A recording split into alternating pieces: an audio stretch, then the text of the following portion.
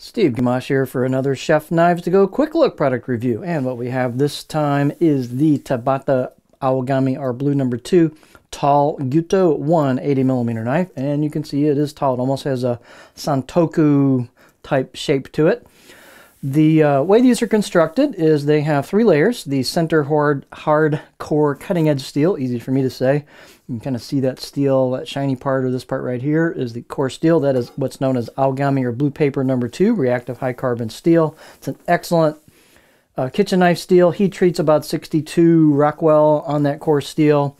And Awagami our Blue No. 2 sharpens up really easily and holds a pretty good edge. It holds a little bit nicer edge than the Shitogami or white paper steel, but it's still quite easy to sharpen and will get very, very sharp to whatever skill level you can apply to it when you sharpen.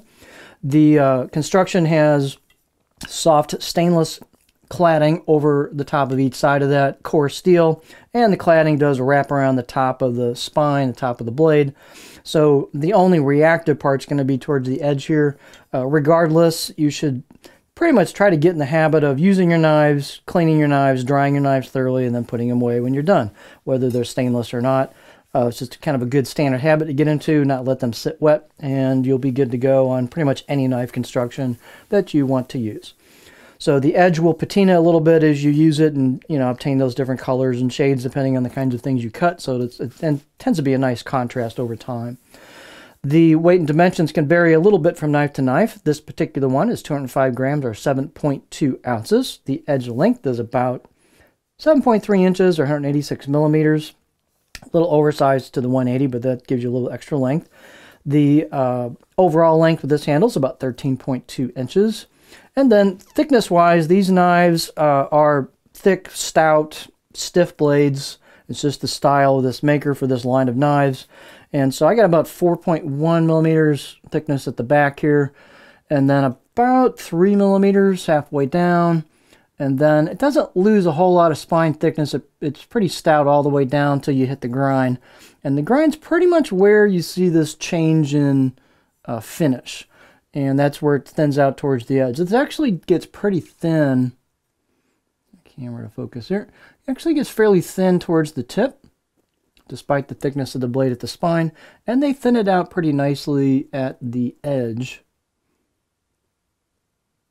as well.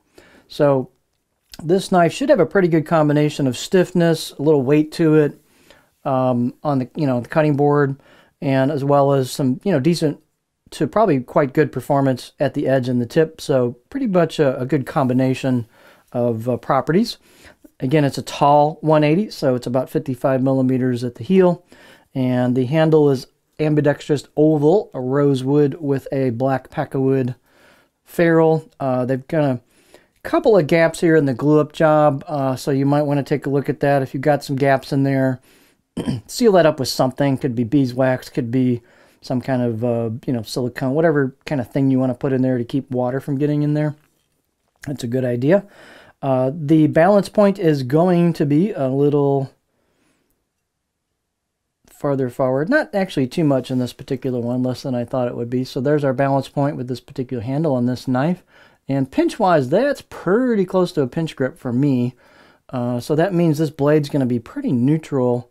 Even though it's got some heft to it, it's still going to be pretty neutral on the balance and make it feel a little bit lighter than that as far as handling goes.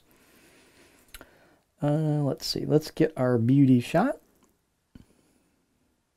If you look, you'll see the finish on the main part of the blade goes front to back. That goes kind of with the grain of the handle or with the grain of the blade. And what that does is when you clean a knife and you wipe it down and such, you'll start to get maybe some scratches, light scratching. This way, you probably typically, with the blade like this, so this helps hide that versus the vertical finish mark, so that helps hide that a little bit. You've got the grind down here, and you can see that finish, and then there's your edge steel right there. The knife on the right side does have that embossed kanji on it. And then here's the left side, as you'd be holding it, using it. So it's a nice looking knife. They've relieved the corners of the spine. They've done some work on the choil here and into the neck, so that's comfortable. Out of the box edge, I'm going to give it a 4 out of 10. It's not too sharp. It's kind of a quickie edge they threw on there. I did sharpen the 210 Gyuto. I just did a review on, and it sharpened up really nicely, so it doesn't take too much to sharpen these. If you're not a sharpener yet, and you haven't delved into that too much, you might want to order the out-of-the-box sharpening service from Chef Knives To Go. They will get that knife really sharp, and that'll give you a good idea of how sharp this steel can get, and also what a quality edge does in terms of edge holding and how long that edge lasts with a good sharpening job. So quite worth the money. I think what else here?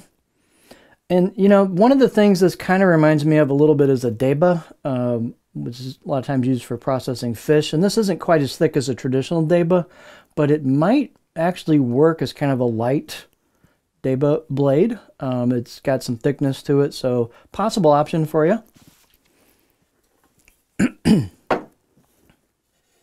Double bevel, I should say. A lot of debas are single bevel. This would be a double bevel deba knife, or like a Funayuki style.